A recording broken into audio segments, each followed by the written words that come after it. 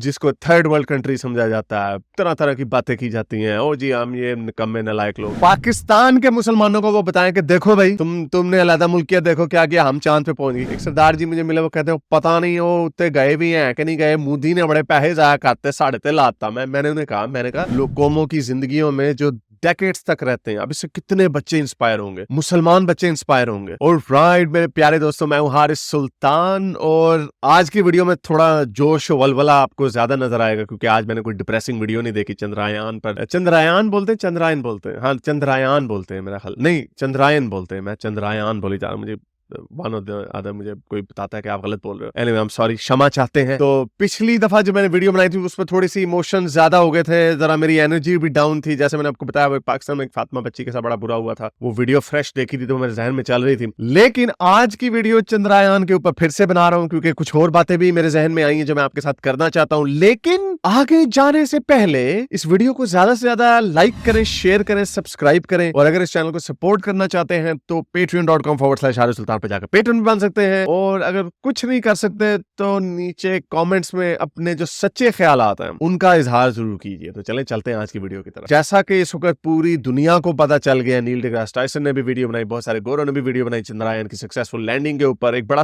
Proud moment है for India and obviously जो इसके समर है, जो इसके फ्रूट्स आने हैं वो पूरी इंसानियत के लिए आने हैं। लेकिन एक ड्राइविंग सीट के ऊपर जब नील आर्मस्ट्रांग उतरा था, ठीक है उससे जायंट लीप फॉर मैनकाइंड बोला था, लेकिन अमेरिका लीडर था, स्पेस रेस अमेरिकन में बड़ा प्राइड था। And you guys deserve it, आप लोग इस पे डिजर्व करते हैं कि जिसको थर्ड वर्ल्ड कंट्री समझा जाता है, तरह तरह की बातें की जाती हैं। ओ जी हम ये निकम्मे नालायक लोग। आपने लोहा, वो मुझे मेजर गौरव आर्य का न्यूयॉर्क टाइम्स के ऊपर उन्होंने जो बनाया था एक तरीके का मीम के ओ जी चंद्रयान 2 इनका, ओ ये बैल वाला इंडियन ये आएगा हमारे पास, तो हमने कहा अब हमने दरवाजा तोड़ के अंदर आ गए, ताड़ी सीधी तैसी। और जो यूनिटी मुझे नजर आ रही है ट्विटर स्पेसेस पे, अब तकरीबन 2 दिन हो गए इसको हुए हुए, बीच में वो प्रिगोजिन का वाकया भी आ गया जिसकी वजह से थोड़ा सा मामला थोड़ा ठंडा पड़ गया। पुतिन हमेशा इसी तरह करता, जब भी कोई उसने हरकत करनी होती है ना तो वो किसी बड़े इवेंट के इर्द गिर्द करता ताकि उसकी जो खबर है ना थोड़ी दब जाए। लेकिन एनीवे ये खबर इंडिया के हवाले से तो नहीं दब रही और हमारे पाकिस्तान के हवाले से भी नहीं दब रही। पाकिस्तान में भी बड़े मजे मजे के लोग बातें कर रहे हैं। एक बड़ी मजे की वीडियो वायरल हुई भी है जिसमें वो कह रहा है कि यार इंडिया इतना पैसा खर्च करके $75 मिलियन खर्च करके चांद पे गया, हम तो रहते ही चांद पे। वो कहता कैसे चांद पे? कहता चांद पे क्या बिजली है? उससे कहा नहीं, तो कहता इधर भी नहीं है। कहता चांद पे पानी है? नहीं इधर भी नहीं है। चांद पे गैस है, खाने को है, हवा है, कुछ भी नहीं है ना, इधर भी नहीं है। तो हमने पाकिस्तान में ही अपना चांद चढ़ाया हुआ है। तो ये तो आई होप कि पॉजिटिव साइड से अगर इसको हम देखें वो ऐसे है कि इसको देख के एक तो ऑब्वियसली इस रीजन का जो सबसे बड़ा इंपॉर्टेंट हमारे लिहाज से चाइना भी है, लेकिन वो हमारे लिहाज से नहीं है। हमारे लिहाज से तो जो हमारी तरह दिखते हैं, बात करते हैं वगैरह वगैरह, वेरी सिमिलर टू अस, वो तो इंडिया ही है। चाहे बांग्लादेश के हो, श्रीलंका के हो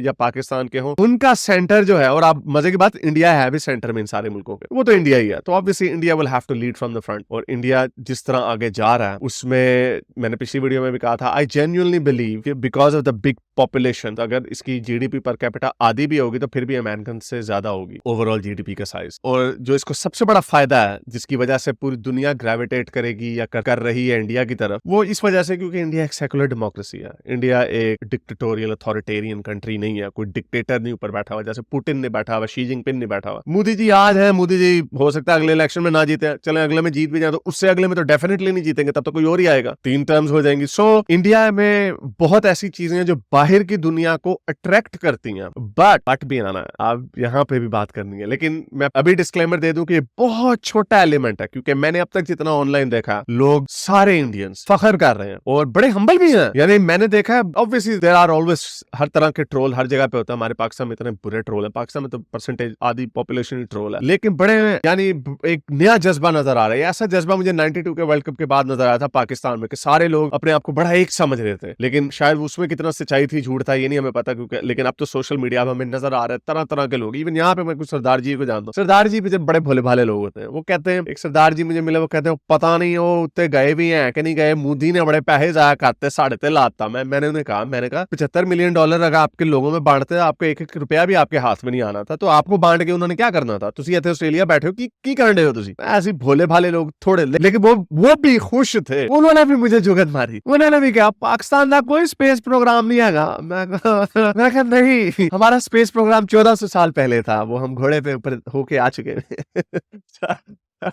तो ये एक बड़ी पॉजिटिव सी चीज नजर आ रही है। लेकिन उसके साथ साथ एक छोटा सा एलिमेंट, बहुत छोटा, आई होप, क्योंकि मैं बड़े लोगों से इंडिया से बात करता हूँ, वो कहते हैं कि हारिस भाई ये जो छोटी छोटी आपको प्रॉब्लम्स नजर आती है ना, जो हमारा ट्रॉमा है, क्योंकि हमने तो हमारे मुल्क में तो इन लोगों ने हरकतें की है ना। तो आपको पता है 50s में 60s में कोई मौलवियों से पाकिस्तान में नहीं था डरता, नोबडी, किसी को कोई डर नहीं था, क्योंकि उसमें हमारी स्टेट का हाथ था। हमारी स्टेट ने इनको बढ़ावा दिया, इस्लाम को यूज किया, इस्लामीफाई किया सोसाइटी को, जिसके नतीजे में अभी मैंने एक वीडियो बनाई है जो पाकिस्तान के लिबरल सैयद मुजम्मिल और डॉक्टर तैमूर और परवेज हुदबा वगैरह उनके हवाले से आ जाएगी या आ चुकी होगी अब तक, उसको जरूर देखिएगा। उनका जीना तो भर है, लेकिन मैं कंपेयर नहीं कर रहा, लेकिन एक एलिमेंट हमें नजर आता है। और चूंकि मैं आपको अगर तारीफ कर रहा हूं तो मुझे वो चीज भी नजर आती है, मैंने वो भी देखनी, उसके ऊपर भी बात करना जरूरी है। लेकिन मुझे इस बात का यकीन है कि इंडिया में इतनी वाइब्रेंसी है, इंडिया में इतना इगैलिटेरियन स्ट्रक्चर है, तो वो मैं उनसे बात कर रहा था, बल्कि अरविंद से बात कर रहा था मैं। अरविंद ने कहा था हारिस भाई ये छोटे छोटे जो चीजें निकलती रहती हैं इधर उधर से, ये आपको जो नजर आती हैं, ये बड़े रेडिकल बेवकूफ किस्म के लोग फार राइट के, तो ये खत्म हो जाएंगे। पहले भी आते रहे, पहले जाते रहेंगे। ओवरऑल हमारे इंडिया का जो माइंड सेट है वो एक सेकुलर माइंड सेट है, वो प्रोग्रेसिव माइंडसेट। और जैसे जैसे इकोनॉमिकली तरक्की होती है, ये भी पूरी दुनिया में ऑब्जर्व किया गया, जो जिन मुल्कों की इकोनॉमिक कंडीशन ऊपर आई है, उनका जो ट्रेडिशनलिज्म, रेडिकलिज्म, वो सारा नीचे चला जाता है। इवन वेस्ट की प्रॉब्लम ही ये है कि उन्होंने अपने कल्चर और ट्रेडिशंस को पीछे से पीछे फेंकते जा रहे हैं, क्योंकि मॉडर्निटी का मतलब ही ये होता है, इकोनॉमिक पावर जब आपकी बढ़ती है तो आपके अंदर मॉडर्नाइजेशन भी आती है। मॉडर्नाइजेशन का मतलब होता है जो आज है उससे अगला वर्जन हम अपना ढूंढेंगे। तो ये इंडिया में भी होगा, जिसका रिजल्ट ये निकलेगा कि जो आपको ये भी थोड़े बहुत लोग नजर आते हैं, जो ट्रोल नजर आ रहे हैं, मैं बताता हूँ किस तरह के ट्रोल। फॉर एग्जांपल इस तरह के ट्रोल जो मुसलमानों को ट्रोल कर रहे हैं, ये उधर चांद के ऊपर ये कार्टून इस तरह के बना रहे हैं। अभी जो न्यूयॉर्क टाइम का जो कार्टून था उसके ऊपर इंडियंस ने बड़ा गुस्सा किया। तो अगर आपकी कितनी 14-15% इंडियन पॉपुलेशन का हिस्सा अगर मुसलमान है, तो उनका हक नहीं है कि वो भी अपने इंडियन होने पे प्राउड फील करें? क्या उनका हक नहीं है कि वो चांद पे गए हैं तो पाकिस्तान के मुसलमानों को वो बताएं कि देखो भाई तुमने अलहदा मुल्कियत देखो क्या किया, हम चांद पे पहुंच गए? क्या ये एलियनेट, ये आई मीन इस किस्म के कार्टून में देख रहे हो, बल्कि टीवी पे इस तरह की बातें हो रही हैं। ये बंदा देखें, ये मुझे पता नहीं है, क्लिप मैंने देखा, देखिए कैसी बातें कर रहा है आपके टीवी पे। चंद्रमा पर भगवा फहराया है, ऐसा हम क्यों कह रहे हैं? क्योंकि ये हिंदू दर्शन में, हिंदू विज्ञान में और हिंदू फिलॉसफी में कैसे कहां पर लिखा गया है, वेदों में कहा क्या कहा है, पुराणों में कहा है, ये सब कुछ हम आपके सामने दिखाएंगे और एक महामंथन और शास्त्रार्थ करेंगे और निमंत्रित करते हैं इस्लाम के जानकारों को, विद्वानों को, क्यों आइए आपके मान्यता प्राप्त ग्रंथों को लाइए और उसमें चंद्रमा को लेकर क्या कहा गया है बताइए। मैं क्रिश्चियनिटी के विद्वानों को बाइबल लेकर आने के लिए कहता हूं और हम आपके सामने रात 8 बजे बिंदास बोल में मंथन करेंगे कि किसकी बातें वैज्ञानिक दृष्टिकोण से सही निकलती है। रात 8 बजे मिलते हैं बिंदास बोल में मेरे साथ।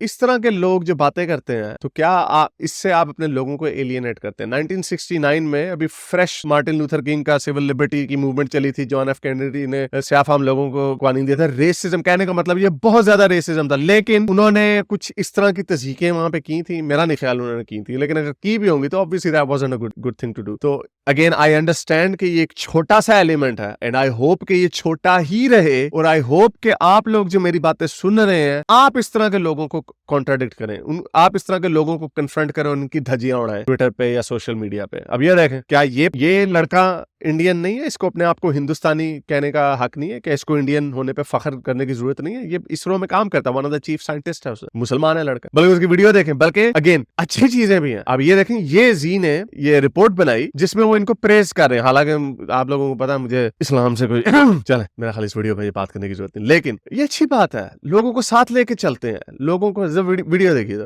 कहते हैं हुनर किसी चीज का मोहताज नहीं होता है। जो हुनरमंद लोग होते हैं वो अपने कारनामों से दुनिया भर में अपना नाम रोशन करा ही लेते हैं। मुजफ्फरनगर के अरीब अहमद ने भी कुछ ऐसा ही कर दिखाया है। दरअसल अरीब अहमद खला में भारत की कामयाबी के गवाह बने हैं। वो हाल ही में लॉन्च हुए चंद्रयान 3 की सैटेलाइट टीम का हिस्सा हैं।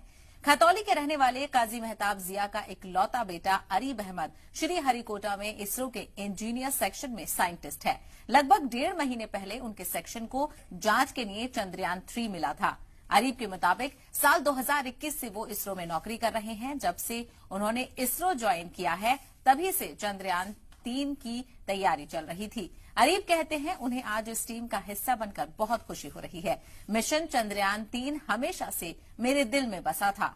आरिफ अहमद ने न सिर्फ अपने वालिदैन का नाम रोशन किया है बल्कि अपने हुनर से यूपी के साथ साथ पूरे मुल्क का सर फख्र से ऊंचा कर दिया। तो देखा कितनी भी अच्छी वीडियो थी। तो लोगों को साथ लेके चलते हैं। यही तो वो इंस्टेंसेस होते हैं लोग कौमों की जिंदगियों में जो डेकेड्स तक रहते हैं। अब इससे कितने बच्चे इंस्पायर होंगे, मुसलमान बच्चे इंस्पायर होंगे, लेकिन आप उनका ये इस तरह के जो फार राइट के रेडिकल लोग हैं ये उनका मजाक उड़ा रहे हैं। अब ये देखें, ये जो डिक्शिट है, मेरा पुराना नेमेसिस डिक्शिट, इसने चांद के ऊपर बांदर बिठा दिए।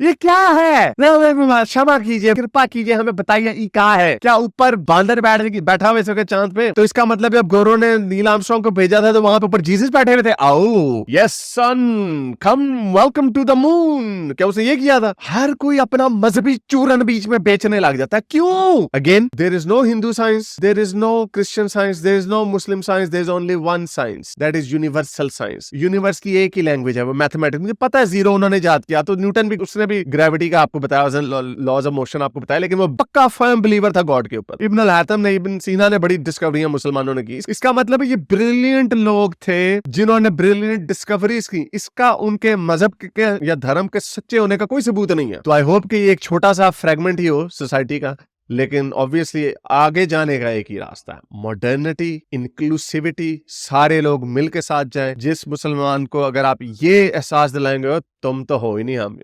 इसरो के अंदर I am sure there will be plenty of Muslims. वो मुस्लिम साइंसदान भी होंगे, क्रिश्चियंस भी होंगे। ये डिफरेंसेस को हाईलाइट करने का वक्त नहीं है, ये डिफरेंसेस को खत्म करके साथ मिलके आगे जाने का फख्र करने का वक्त है। तो ये मेरा मैसेज है। आई होप के आप लोग मीठा मीठा हप हप कड़वा कड़वा थू थू ना करें। Take this as well, and I understand कि एक छोटा एलिमेंट है और इंडिया में जो उतना मुझे बताया जाता है, I think I buy that too, कि इंडिया की अपनी जो सेकुलरिज्म है, जो इंडिया की अपनी वाइब्रेंसी है, जो उसके अपने नॉर्म्स और एथिक्स हैं, दे आर गुड इनफ कि ये जो इस तरह के जो रेडिकल एलिमेंट्स उठते हैं, हर सोसाइटी में उठते हैं, उधर भी अमेरिका में भी उठते हैं, यूरोप में भी उठते हैं, तो इधर भी उठेंगे, चाइना में भी है, सो हर जगह उठते हैं, इवन रशिया में भी है, तो वो हर जगह उठते हैं। लेकिन टेस्ट ये होता है कि क्या आपकी सोसाइटी उनको कॉम्बैट कर सकती है? आई थिंक कर सकती है।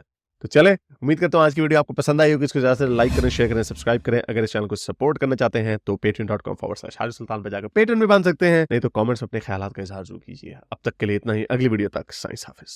अगर आपको मेरी ये वीडियो अच्छी लगी तो मेरे चैनल के मेंबर बनिए, पेट्रेन बनिए, या फिर आप मुझे बाय मी या कॉफी में भी सपोर्ट कर सकते हैं।